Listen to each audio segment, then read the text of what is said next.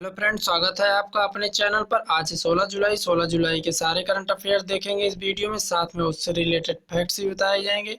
तो जो चैनल पर नए हैं फ्रेंड्स वो सब्सक्राइब कर लें, उनका स्वागत है। चलिए अब फिर एक नज़र में हम पहले 15 जुलाई करंट अफेयर्स का रिवीजन कर लेते हैं। तो आज के करंट अफेयर्स को देखेंगे। पहला है, कोविड-19 महामारी का मुकाबला करने के खिलाफ अपनी लड़ाई में कहाँ की प्रदेश सरकार आगामी दिनों में रोको टोको नाम से एक अभियान शुरू करेगी। तो उत्तर है मध्य प्रदेश सरकार। मध्य प्रदेश सरकार रोको टोको नाम से अभियान शुरू करेगी। नेक्स्ट है, नेटवर्थ के मामले में मुकेश अंबानी लैरी पेज को पीछे छोड़कर दुनिया के कौन से सबसे अमीर व्यक्ति बन गए हैं। 6वें व्यक्ति बन गए हैं मुकेश अंबानी। इनकी संपत्ति लगभग $72 बिलियन है। नेक्स्ट है, वीजा भुगतान प्रौद्योगिकी में एक वैश्विक अग्रणी ने बैंक के कार्ड धारकों को वीजा सिक्योर लॉन्च करने के लिए किस बैंक के साथ समझौता किया। तो उत्तर है फेडरल बैंक। फेडरल बैंक के साथ वीजा ने वीजा सिक्योर लॉन्च करने के लिए समझौता किया है। नेक्स्ट है, किसे इंटरनेशनल एकेडमी ऑफ एस्ट्रोनॉटिक्स द्वारा वोन कर्मन पुरस्कार 2020 के लिए नामांकित किया गया है। तो के सिवन कैलादवासियो सिवन जो इसरो के चेयरमैन हैं, उन्हें वोन कर्मन पुरस्कार 2020 के लिए नामांकित किया है। इसरो के हेडक्वार्टर कहाँ है? बेंगलुरु में है। इसकी स्थापना 1969 में हुई थी। देखते हैं नेक्स्ट, 15 जुलाई को कौन सा दिवस मनाया जाता है। 15 जुलाई को विश्व युवा कौशल दिवस मनाया जाता है 15 जुलाई को। नेक्स्ट है, पोलैंड के प्रेसिडेंट के रूप में किसे चुना गया है। तो पोलैंड के प्रेसिडेंट के रूप में आंद्रेज डूडा को फिर से चुना गया है। इनका नाम चुनाव भी हाल ही में हुआ था। नेक्स्ट देखते हैं, किस आईआईटी के छात्रों ने यूवी सैनिटाइजिंग डिवाइस शुद्ध का निर्माण किया है। आईआईटी कानपुर के छात्रों ने यूवी सैनिटाइजिंग डिवाइस, जिसका नाम शुद्ध है, उसका निर्माण किया है। यह अल्ट्रावायलेट रेज के माध्यम से सैनिटाइज करेगा। नेक्स्ट है, पद्मश्री पुरस्कार से सम्मानित नागीदास संघवी का निधन हो गया। वे क्या थे? वे गुजराती पत्रकार, लेखक और राजनीतिक विश्लेषक थे। नेक्स्ट है, फ्लिपकार्ट ने कला शिल्प और हथकरघा क्षेत्र को बढ़ावा देने के लिए किस राज्य सरकार के साथ समझौता किया है। तो कर्नाटक राज्य सरकार के साथ समझौता किया है फ्लिपकार्ट ने कला शिल्प और हथकरघा क्षेत्र को बढ़ावा देने के लिए। नेक्स्ट देखते हैं, गूगल सीईओ सुंदर पिचाई ने पीएम मोदी के वर्चुअल मीटिंग के दौरान भारत में कितने करोड़ रुपए के निवेश की घोषणा की है। तो 75,000 करोड़ रुपए निवेश की घोषणा की है। या 5 से 7 वर्षों में विभिन्न क्षेत्रों में निवेश के माध्यम से किया जाएगा। तो फ्रेंड्स, अब हम 15 जुलाई के इंपॉर्टेंट करंट अफेयर्स देखते हैं। तो ध्यानपूर्वक देखिए। पहला है, भारतीय क्रिकेट कंट्रोल बोर्ड बीसीसीआई ने किसे अपना अंतरिम मुख्य कार्यकारी अधिकारी सीईओ नियुक्त किया है। पहला हेमांग अमीन, दूसरा मोहन दास, तीसरा संजीव अरोड़ा, चौथा विवेक जैन। तो करेक्ट है पहला, हेमांग अमीन को बीसीसीआई ने अपना अंतरिम मुख्य कार्यकारी अधिकारी नियुक्त किया है। करेक्ट है पहला ऑप्शन, हेमांग अमीन। नेक्स्ट देखते हैं दूसरा, वह देश जो आईसीसी विश्व कप 2023 के 13वें संस्करण की मेजबानी करेगा। तो फ्रेंड्स, कौन सा देश आईसीसी विश्व कप 2023 के 13वें संस्करण की मेजबानी करेगा? ऑप्शन देखिए, पहला इंग्लैंड, दूसरा भारत, तीसरा वेस्ट इंडीज, चौथा न्यूजीलैंड। तो करेक्ट है दूसरा, भारत। अपना देश भारत आईसीसी विश्व कप 2023 के 13वें संस्करण की मेजबानी करेगा। तो 12वें संस्करण की मेजबानी किस देश ने किया था? इंग्लैंड ने किया था। कौन विजेता बना था? इंग्लैंड बना था। ये कब संपन्न हुआ? 2019 में 12वें संस्करण।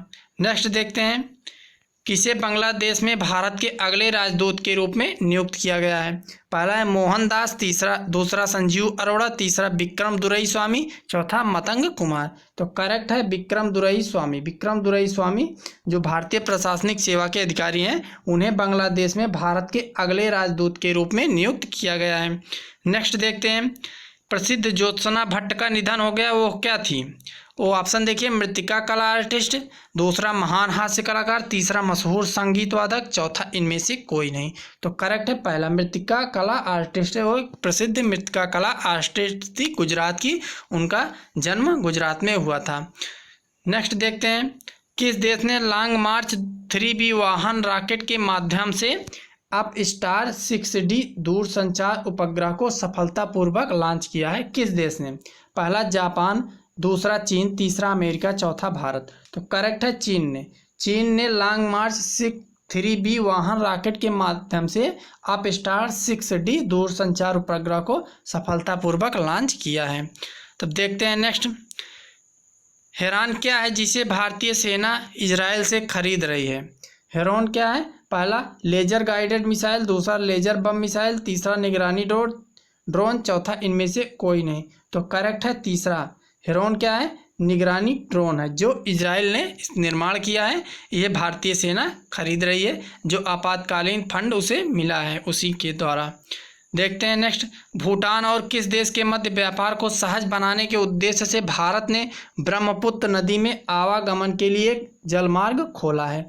भूटान और किस देश के मध्य?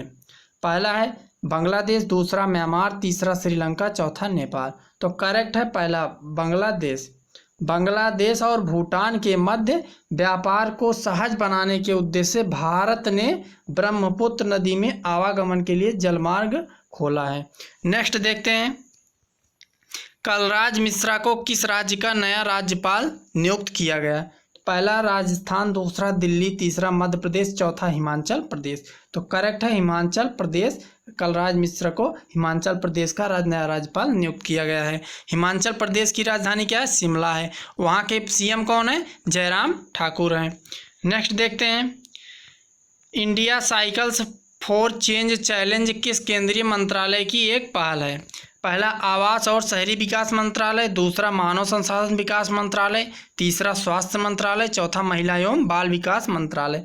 तो करेक्ट है पहला आवास और शहरी विकास मंत्रालय ने India cycles for change challenge yes campaign शुरू किया है। प्रदूषण को कम करने के लिए यह चैलेंज चलाया गया है। देखते हैं नेक्स्ट, किस केंद्रीय मंत्रालय ने नई दिल्ली में ऑनलाइन माध्यम से डिजिटल शिक्षा पर प्रज्ञाता दिशा निर्देश जारी किए? प्रज्ञाता गाइडलाइंस जिसे कहते हैं इंग्लिश में।